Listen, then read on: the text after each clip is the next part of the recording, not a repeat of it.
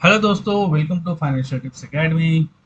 आज के अपने इस वीडियो में हम लोग डिस्कस करने वाले हैं थर्ड लेक्चर के बारे में, जो कि हम लोग ऑलरेडी स्टार्ट कर चुके हैं। Online share market classes for beginners. यहाँ पे आप देख सकते हैं प्लेलिस्ट में मैंने बना रखा है। ठीक है। जो भी बिगिनर्स है, बिल्कुल स्टेप बाय स्टेप आप सीखना चाहते हैं, है ना, हर एक स्टेप बाय स्टेप आपको बताएंगे।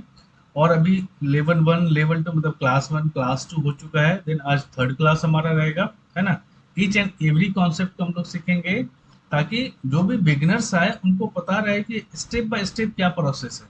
हर एक प्रोसेस को हम डिस्कस करते जा रहे हैं, जो भी आज तक हमने सीखा है पिछले 8 सालों में, हर एक चीज को स्टेप बाय स्टेप, ताकि कोई भी बिगिनर्स आए मार्केट में, वो शेयर मार्केट सीखना चाहता हो, उसको हर एक स्टेप पता चल जाए।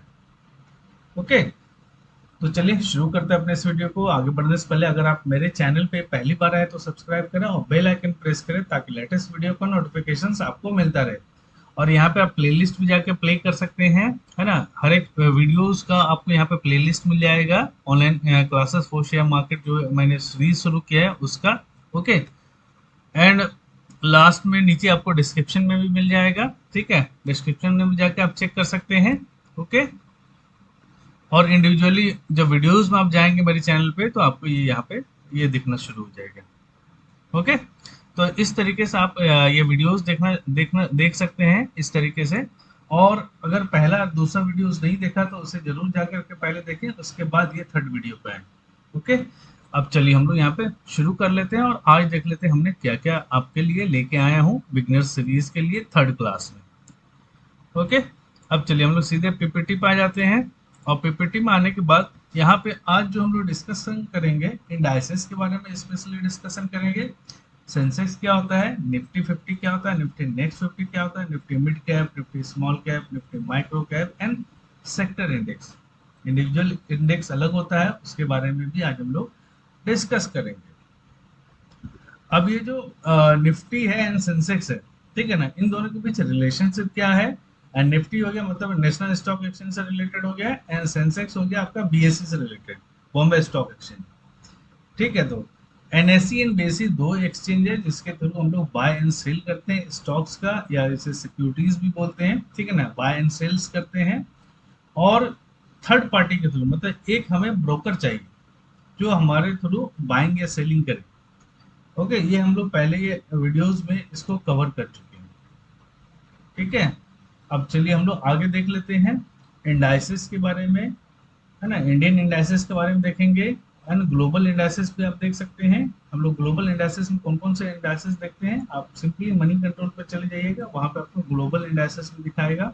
ओके। एंड देन सेंसेक्स जो इंडिया की टॉप 30 कंपनीज है। निफ्टी 50 में इंडिया की टॉप 50 कंपनीज है। निफ्टी नेक्स्ट 50 में इंडिया की टॉप 50 कंपनीज है।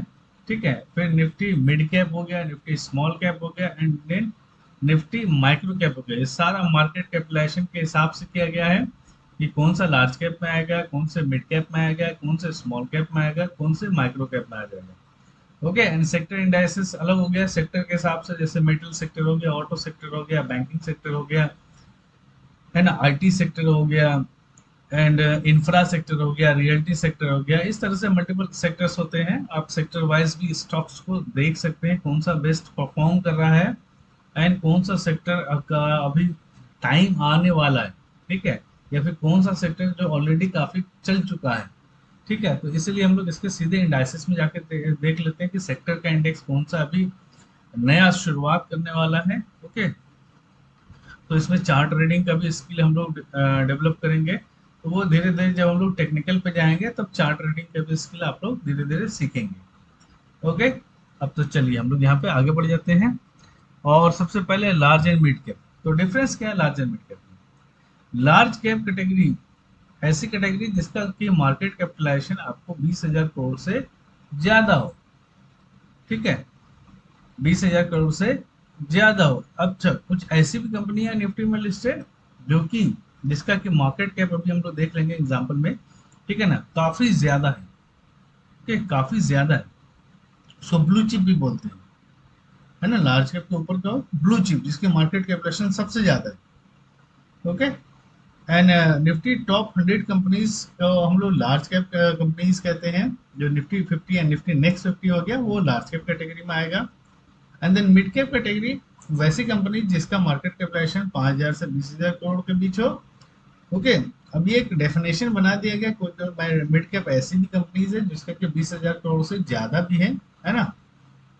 एंड देन निफ्टी 101 से निफ्टी 250 जो भी स्टॉक्स है लिस्टेड है निफ्टी में, वो कंपनीज मिड कैप कैटेगरी में आती है, ये डिफाइन कर दिया गया।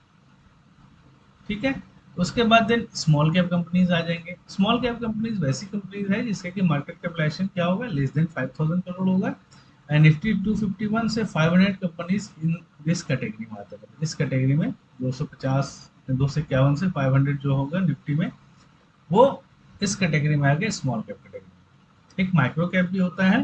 ठीक है, तो माइक्रो कैप का मार्केट कैपिटलाइजेशन काफी छोटा होता है, बहुत पेनी स्टॉक भी बोलते हैं। ठीक है, और उसका मार्केट कैप हो सकता है किसी का 100 करोड़ हो, किसी का लेस देन 1,000 करोड़ हो, किसी का इवन 50 करोड़ हो। वैसे भी स्टॉक होते हैं जिनका कि मार्केट कैपिटलाइजेशन काफी छोटा होता है, इसीलिए उसको माइक्रो कैप भी बोलते हैं। ठीक है, and then sector wise index. Sector wise index जैसे अभी हमने डिस्कस किया, लाइक आईटी हो गया, पीएसबी हो गया, पीएसयू बैंक हो गया, प्राइवेट बैंक हो गया, एफएमसीजी हो गया, डिफेंस सेक्टर एक नया सेक्टर आया है, इसमें भी थोड़ा हम लोग डिस्कस कर लेंगे लास्ट में। ऑटो हो गया, फार्मा हो गया, मेटल हो गया, realty, media, energy, infra, consumption, health care, oil and gas, consumer durables etcetera. अच्छा, इन सारे इंडेक्स का डाटा हम कहाँ से डाउनलोड करेंगे, एनएससी के वेबसाइट से। और percentage allocation of each indexes भी आप चेक कर सकते हैं। ओके, और हम लोग लास्ट में डिस्कस करेंगे what is the relationship between the Nifty and Sensex. क्या रिलेशनशिप है, कब कब निफ्टी अपने सेंसेक्स के लेवल को अचीव कर लेता है, ये बहुत इंपॉर्टेंट है, इसको लास्ट में हम लोग डिस्कस करेंगे। ठीक है ना, जो इम्पोर्टेंट चीज़ है उसको लास्ट में डिस्कस करना चाहिए ताकि आप लोग पूरे वीडियो में बने रहें। अब चलिए हम लोग यहाँ पे आ जाते हैं वेबसाइट पे, और इसके थ्रू हम लोग यहाँ पे आ जाते हैं national stock exchange, NSC India. NSC India जब आप जैसे खोलेंगे, है ना, एनएससी इंडिया खोल दिए, एक बॉम्बे स्टॉक एक्सचेंज भी खोल लेते हैं, बीएससी इंडिया। ठीक है, बॉम्बे स्टॉक एक्सचेंज को यहाँ पे मैंने शायद तो स्टॉक प्रीवियस वीडियो में जो ओपन कर रखा था वो यहाँ पे डायरेक्टली ओपन हो गया, कोई बात नहीं। तो देन इसको हम यहाँ पे अभी ओपन कर लिए हैं। ठीक है ना, बॉम्बे स्टॉक एक्सचेंज के होम पेज पे आ गए। अभी हम लोग सीधे निफ्टी एनएससी इंडिया के वेबसाइट पे आ जाते हैं। ठीक है, अब हम लोग करेंगे क्या, यहाँ पे सीधे मार्केट डाटा में जाएंगे। मार्केट डाटा में जाने के बाद आपको यहाँ पे इंडाइसेस दिख रहा है। ठीक है, इंडाइसेस को हम लोग यहाँ पे क्लिक कर लेंगे। क्लिक कर लेंगे, क्लिक करने के बाद नीचे देखिए क्या आ रहा है आपको, सारे इंडाइसेस इसमें आ गए, जो भी इंडाइसेस है निफ्टी में। Nifty 50, Nifty next 50, Nifty 100, Nifty 200, Nifty 500, Nifty mid cap 50, Nifty mid cap 100, Nifty small cap 100, India VIX जो वॉलेटिलिटी बताती है इसको भी हम लोग डिस्कस करेंगे, Nifty mid cap 150, Nifty small cap 50, है ना। उसके बाद देन आगे जब बढ़ेंगे तो आपको सेक्टर वाइज भी यहाँ पे दिखाना शुरू हो जाएगा, लाइक सेक्टर इंडाइसेस, है ना। सेक्टर एनालिसिस में क्या हो गया, Nifty bank, Nifty auto, Nifty financial services, Nifty financial services 25/50, Nifty FMCG, Nifty IT, Nifty media, Nifty metal, जो भी हम लोगों ने वहाँ पे डिस्कस नहीं किया या लिख नहीं पाए हैं, तो यहाँ पे आप क्लियरली देख सकते हैं। फार्मा है, पीएसयू बैंक है, प्राइवेट बैंक है, रियल्टी हो गया, हेल्थ केयर हो गया, कंज्यूमर ड्यूरेबल्स हो गया, okay, oil and gas and mid small health care. ठीक है, इस तरीके से आप यहाँ पे देख सकते हैं, है ना। Nifty dividend opportunity 50, growth sector 50, ये अलग अलग स्टडी इंडाइसेस भी यहाँ पे बना के रखा गया। ठीक है, तो इस तरीके से आप यहाँ पे हर एक इंडाइसेस को देख सकते हैं। ठीक है, अब जैसे मान लीजिए आपको किसी का एक्सेल शीट डाउनलोड करना है, उसमें कौन कौन से स्टॉक्स हैं, फॉर एग्जाम्पल हमें निफ्टी 50 का ही करना है, तो निफ्टी 50 को क्लिक करेंगे। जैसे आप क्लिक करेंगे यहाँ पे देखें निफ्टी 50 के यहाँ पे सारे स्टॉक्स आपको दिखा रहे हैं, है ना। निफ्टी 50 के सारे स्टॉक्स दिखा रहे हैं, ओपन प्राइस क्या था, हाई प्राइस क्या गया, लो प्राइस क्या गया था, प्रीवियस क्लोज मतलब एक दिन पहले उसका जो मार्केट डे था उस दिन क्लोज क्या किया था, एलटीपी मतलब जो सेम डे का क्लोजिंग प्राइस क्या है, परसेंटेज चेंज क्या हुआ है ना, ये चेंज क्या हुआ, ये अमाउंट है, ये परसेंटेज चेंज है, वॉल्यूम क्या रहा है, वैल्यू कितने करोड़ में इस यहाँ पे इसका वैल्यू हुआ, and 52 week high, 52 week low, and 30 day का यहाँ परसेंटेज चेंज है, और इसका ग्राफ भी आप यहाँ पे चेक कर सकते हैं। ठीक है, अब यहाँ पे देखो वेल परफॉर्म जो किया वहाँ पे डॉक्टर रेड्डी किया, फिर ओएनजीसी है ना, हाई गया 275.45, Reliance industries, hero MotoCorp, SBI life, Tata Motors, ये निफ्टी 50 के सारे स्टॉक्स है। यहाँ पे आप इसको जाके चेक कर सकते हैं, विप्रो हो गया, एसबीआई हो गया, है ना, and HCL Tech, Tata Steel, HDFC Life, Sun Pharma, है ना, Hindustan Unilever, Cipla, LTI, Adani Enterprises, Apollo Hospital, Power Grid, ITC, Tech Mahindra, Infy, LT, BPCL, UltraTech, HDFC Bank, and Bajaj Finance, TCS, Adani Ports. तो इस तरह कैसा आप निफ्टी 50 के सारे स्टॉक्स यहाँ पे चेक कर सकते हैं। ओके, अगर आपको इसको एक्सेल फॉर्मेट में चाहिए तो यहाँ पे देखिए डाउनलोड इन सीएसवी, इसको सीधा सीधे यहाँ पे जाके आप इसको डाउनलोड भी कर सकते हैं। ठीक है, फिर यहाँ इसको ओपन करेंगे तो ये एक्सेल फॉर्मेट में आपको यहाँ पे मिल जाएगा। ठीक है, अब इसको अपने हिसाब से बहुत लोग एडिट करते हैं। ठीक है, इसको भी हम लोग यहाँ पे सीखेंगे क्या क्या चीज़ें हमें इम्पोर्टेंट है, किसी किसी ज़रूरत पड़ती है, वैसे चीज़ों को ही रखते हैं, जिसके क्या इम्पोर्टेंस नहीं है उन चीज़ों को हम लोग यहाँ से हटा देते हैं, और इसमें अपने हिसाब से अगर हम ट्रेड करते हैं, ठीक है, और भी कुछ इसमें एडअप करते हैं, और उस हिसाब से यहाँ पे गूगल शीट बना करके जहाँ पे हमें बाइंग सिग्नल भी आएगा, उस हिसाब से यहाँ पे हम लोग एडिट करके बना करके एक्सेल फॉर्मेट से गूगल शीट में कन्वर्ट करते हैं, या एक्सेल शीट भी आप यूज कर सकते हैं। ओके, अब इसी तरीके से आप चाहें तो निफ्टी नेक्स्ट 50 हो गया, या सेक्टर वाइज भी आप जाके एनालिसिस कर सकते हैं। ठीक है, सेक्टर वाइज कैसे करेंगे, फिर से आप यहाँ पे चले जाएंगे, और सेक्टर वाइज जो भी आपको यहाँ पे आ रहा था, फॉर एग्जांपल अभी हम लोग निफ्टी आईटी के बारे में डिस्कस करते हैं, क्योंकि निफ्टी आईटी अभी चलने के लिए तैयार है, जो चार्ट बता रहे हैं, है ना, चार्ट में हम लोग ने सीखा है, प्रीवियस वीडियोस में हमने काफ़ी कवर किया है, बॉलिंजर बैंड पढ़ाया है आप लोगों को, मूविंग एवरेज पढ़ाया है, एंड प्राइस एक्शन भी काफ़ी कुछ बताया है। ठीक है, बट यहाँ पे हम एक सीरीज से चलेंगे, तो इसलिए हम लोग इजी कॉन्सेप्ट को हम लोग यहाँ पे सीखेंगे। तो यहाँ पे देखिए परसिस्टेंस सिस्टम, एम्फैसिस, विप्रो, एसएल टेक, एलटीटीएस, एलटीआईएम, टेक महिंद्रा, इन्फी, कोफोर, टीसीएस, है ना, ये सारे लिस्टेड स्टॉक्स हैं। इनका ओपन प्राइस, हाई प्राइस दिया गया, low, previous close, LTP, change, percentage change, volume, ये सब चीज़ें यहाँ पे आप जाके देख सकते हैं, और यहाँ पे चार्ट को भी चेक कर सकते हैं, है ना, इन्फोसिस हो गया एंड विप्रो हो गया। ठीक है, इन सब के चार्ट्स को आप देख सकते हैं। ओके, अब चलिए यहाँ पे अदर भी इंडाइसिस को आप चेक कर सकते हैं, लाइक ऑटो सेक्टर में आप चले जाएं, और इसका भी आप एक्सेल शीट में फॉर्मेट में इसको डाउनलोड कर सकते हैं, है ना, और अपने हिसाब से एनालिसिस कर सकते हैं कि कैसे कैसे इसमें क्या क्या इंपॉर्टेंट चीज़ें हैं जिसको कि आप एनालिसिस करेंगे। ओके, अब फॉर एग्जांपल आपको निफ्टी ऑटो के कौन कौन से स्टॉक्स हैं आप यहाँ पे देख सकते हैं जाके, निफ्टी ऑटो में कौन कौन से स्टॉक्स आ रहे हैं भाई, तो अपोलो टायर है, एमआरएफ है, टाटा मोटर्स है, Balkrishna Industry, Bajaj Auto, TVS, Ashok Leyland, Exide, Bharat Forge, MNM, है ना, और Eicher Motor, Maruti, Bosch, Motherson Sumi, और अभी एक और सेक्टर आने वाला है, वो डिफेंस सेक्टर है। तो डिफेंस सेक्टर इंडेक्स आप यहाँ पे सर्च करेंगे, अभी इसमें नहीं दिखा रहा शायद, defence sector index simply type कीजिए, आ जाएगा निफ्टी इंडिया डिफेंस, इसमें चले गए, है ना। इसमें जाने के बाद यहाँ पे इंडेक्स कंस्टिट्यूएंट्स में चले जाइए।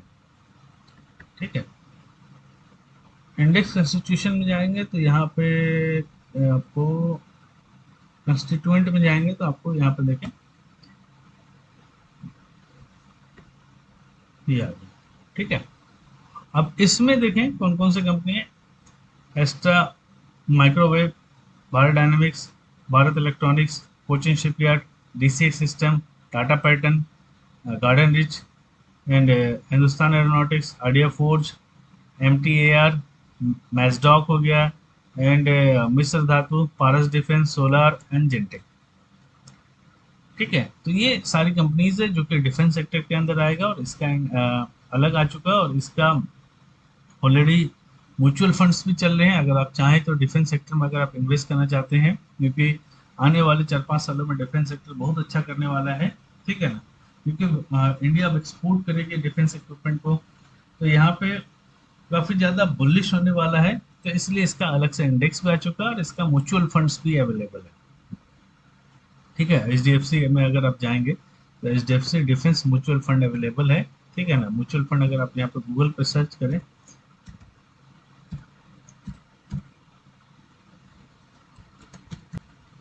ईच एंड एवरीथिंग आपको यहाँ पे गूगल पे मिल जाएगा। HDFC डिफेंस डिफेंस फंड, सीधे आप चले जाइए, है ना, रेगुलर हो या ग्रोथ हो, तो सीधे इसके वेबसाइट पे चले जाते हैं। तो वेबसाइट पे अगर आप जाएंगे तो यहाँ पे देखें, इसका पोर्टफोलियो देख लीजिए, सीधा हमें को पोर्टफोलियो से मतलब है। क्या क्या है, कितना परसेंटेज में लोकेशन है, ये भी आप यहाँ पे चेक कर सकते हैं।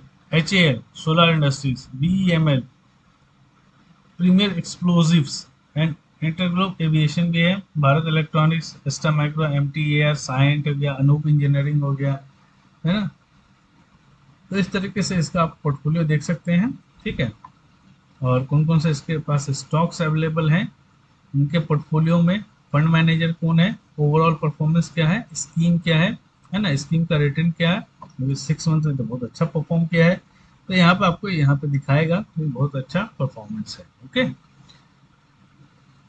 तो कॉइन के थ्रू, ग्रो के थ्रू, हर जगह आपको ये शो करेगा।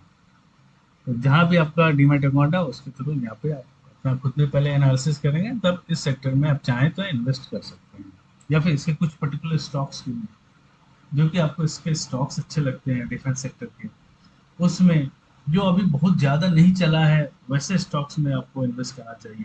ठीक है, तो वो सब चीज़ें हैं जो कि धीरे धीरे हम लोग हर एक चीज़ कवर करेंगे।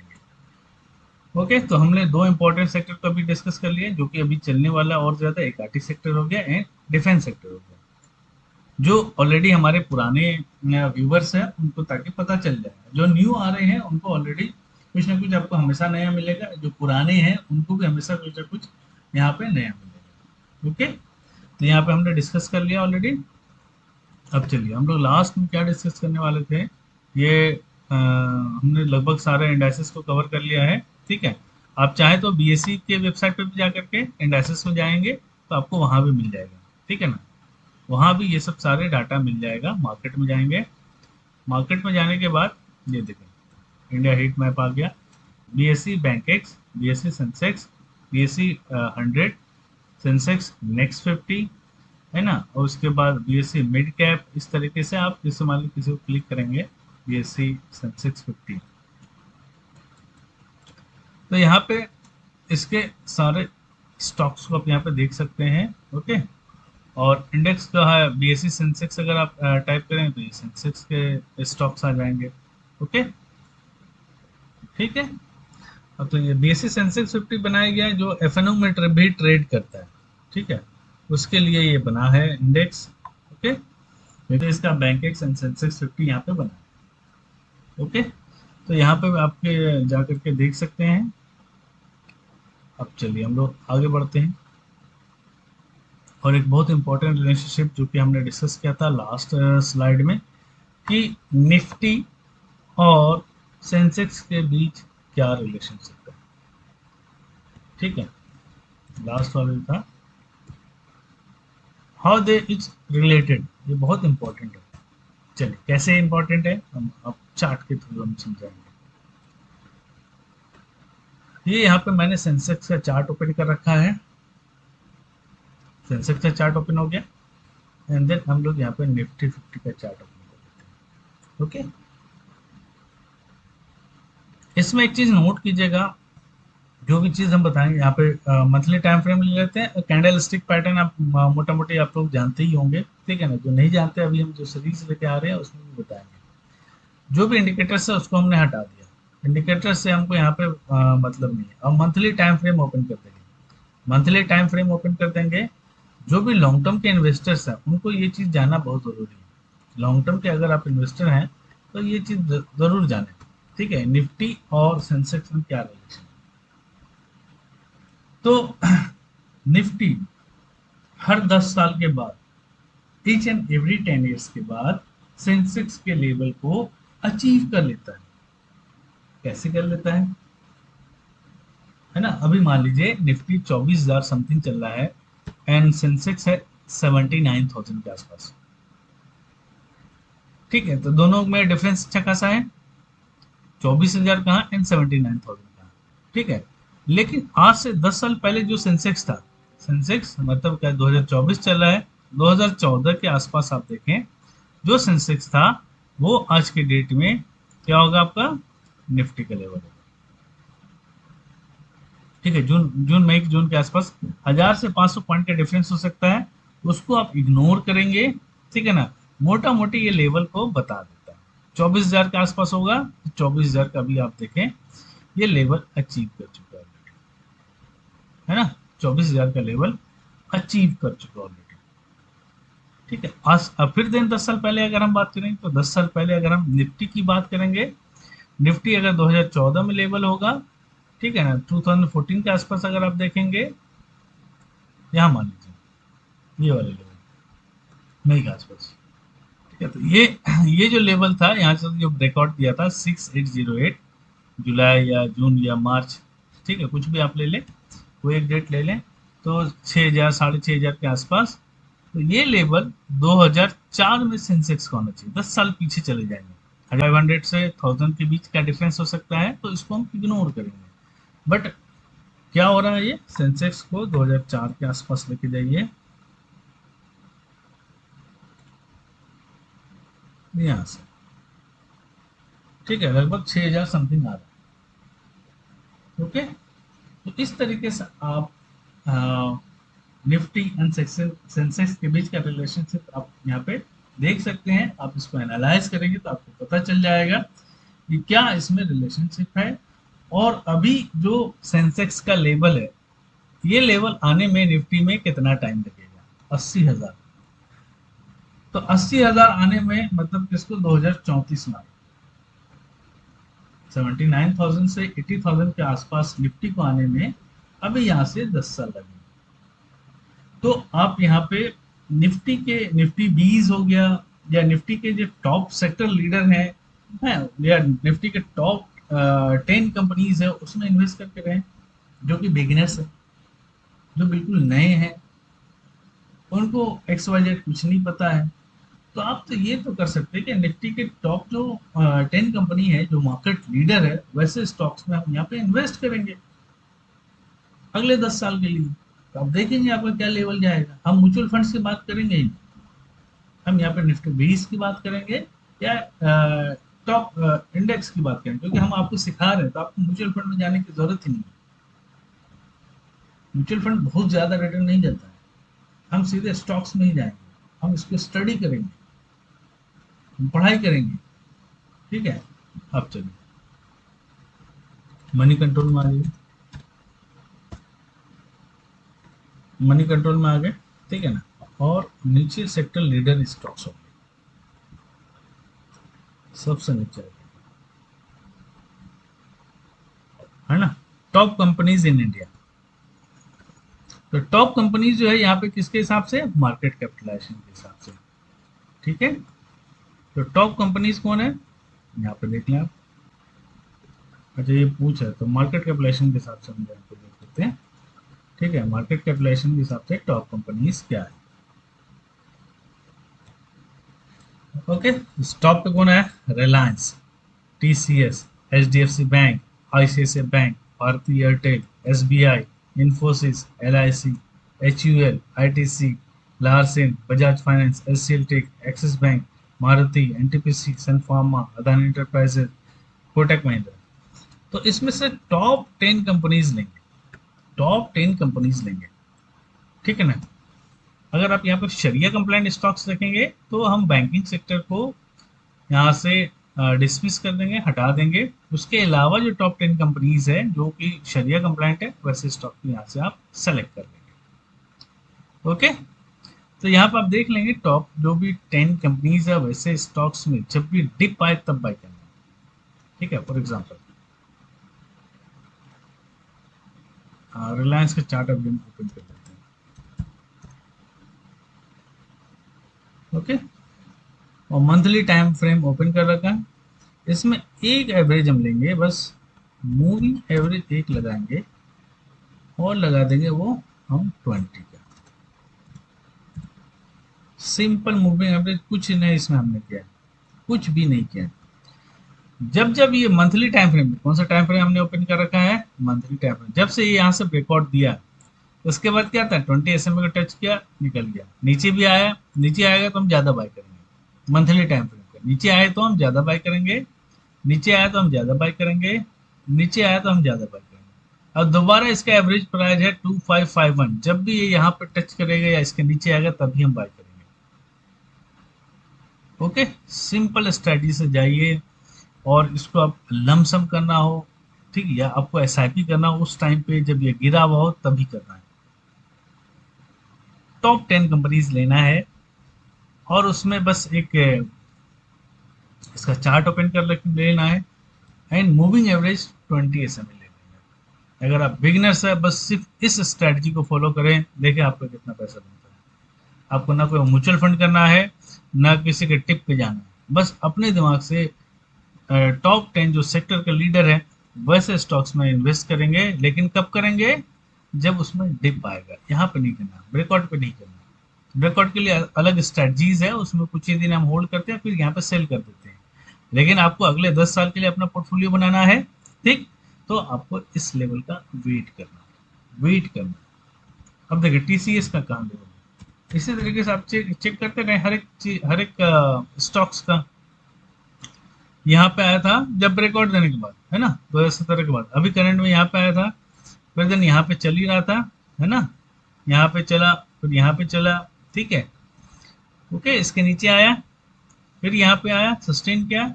चार्ट पैटर्न भी आपको सिखाएंगे कि आपको लगेगी कि कब हम ज़्यादा इन्वेस्ट कर दें, क्विक मनी हमारा बन जाए। फिर दिन दोबारा यहाँ आने की कोशिश किया, बट यहाँ से भी बाउंस ले लिया, ठीक है। इसको टच करेगा या इसके नीचे आएगा तभी हम इसमें फिर दोबारा लमसम या एसआईपी करेंगे। ओके, फिर दिन HDFC बैंक आप देख लें, इसमें भी अच्छा खासा गिरावट हुआ था, ठीक है। तो इसका आप चार्ट देखें क्या हुआ, यहाँ आया गया, यहाँ आया गया, यहाँ आया, क्या दिया रहे, बाइंग अपॉर्चुनिटी तो दिया था। हमने क्या किया, बस 20 moving average, simple moving average हमने रखा, कुछ भी इसमें एक्सपोनेंशियल ना वेटेज ना कुछ नहीं लगाया। इसके नीचे आए, आप भाई लॉन्ग टर्म इन्वेस्टर है ना, कीजिए ना भाई इसको, ना इसमें गिरने का डर, ना खत्म होने की कंपनी खत्म होगा, क्योंकि ये निफ्टी की टॉप 10 कंपनीज है। टॉप 10 कंपनीज है, वो तो कभी खत्म नहीं होगा ना, वो तो हमेशा चलेगा। किसी वजह से प्राइस गिर गया, कहीं नेगेटिव सेंटीमेंट बन गया, कोई क्वार्टर रिजल्ट खराब हो गया, तो एक दो क्वार्टर से कोई फर्क नहीं पड़ता, ठीक है। आप अगर बिगिनर्स है तो इस स्ट्रेटजी को फॉलो करें, है ना, यहाँ पे चले जाएं मनी कंट्रोल में, टॉप 10 कंपनीज को आप यहाँ पे सेलेक्ट कर लें, और टॉप 10 कंपनीज का तब हम यहाँ पे लमसम या एसआईपी करेंगे जब वो मंथली टाइम फ्रेम पे 20 SMA को टच करे या उसके नीचे क्लोज हो, उसके ऊपर आना ही आना, ठीक है। कौन सा टाइम फ्रेम हमने यूज किया है, मंथली टाइम फ्रेम, ठीक है। तो बिगिनर्स के लिए भी एक नया टिप हो गया, एंड जो ऑलरेडी पुराने हैं हमारे व्यूवर्स उनके लिए भी एक टिप हो गया, ठीक है। तो चलिए आज के लिए इतना ही, मिलते हैं अपने नेक्स्ट वीडियो में। Thanks for watching financial tips. Video पसंद आए तो लाइक करें, सब्सक्राइब करें और ज्यादा से ज्यादा अपने दोस्तों को भी